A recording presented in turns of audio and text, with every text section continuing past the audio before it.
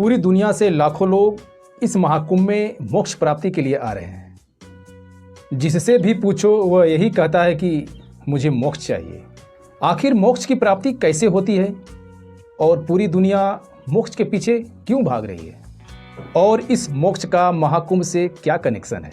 जो लोग ऐसा सोचते हैं कि जीवन और मरण के चक्र से मुक्ति पाना ही मोक्ष है, वह भी सही तरह से मोक्ष नहीं है। मोक्ष की अवधारणा दुखों से मुक्ति बताती है। रामचरितमानस में लिखा है कि मनुष्य जीवन से लेकर मृत्यु तक हमेशा दुखों से घिरा हुआ रहता है, और यह दुख इच्छाओं की वजह से ही पैदा होते हैं, और ये दुख और इच्छाएं असली में ही चिंता के कारण हैं। हर इंसान के आसपास कुछ ऐसे लोग भी होते हैं जिनके जीवन में हमेशा सुख ही दिखाई देता है, और आप सोचते रहते हैं कि अगर किसी के पास बड़ी गाड़ी है और बड़ा बंगला है, अच्छी नौकरी है, बहुत सारा पैसा है, तो शायद वह इंसान बहुत सुखी होगा। परंतु ऐसा नहीं है।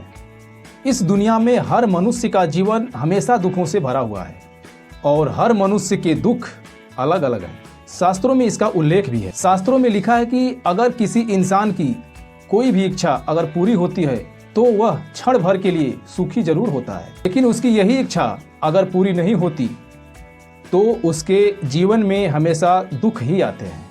वह मायूस रहता है, क्रोधित रहता है, क्योंकि उसकी इच्छा पूरी नहीं हुई, और हर समय दुखों का सामना करते हुए वह सुख की कामना करता रहता है, और इसी दुख से निकलना ही मोक्ष प्राप्ति के आधार बनते हैं।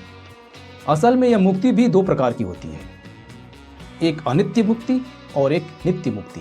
अनित्य मुक्ति वह होती है जिसमें आपको सुख तो जरूर मिलता है, लेकिन कुछ क्षण के लिए, और नित्य मुक्ति वह होती है जिसमें इंसान सदैव के लिए सारे दुखों से मुक्त हो जाता है, और इसी मुक्ति को मोक्ष कहते हैं।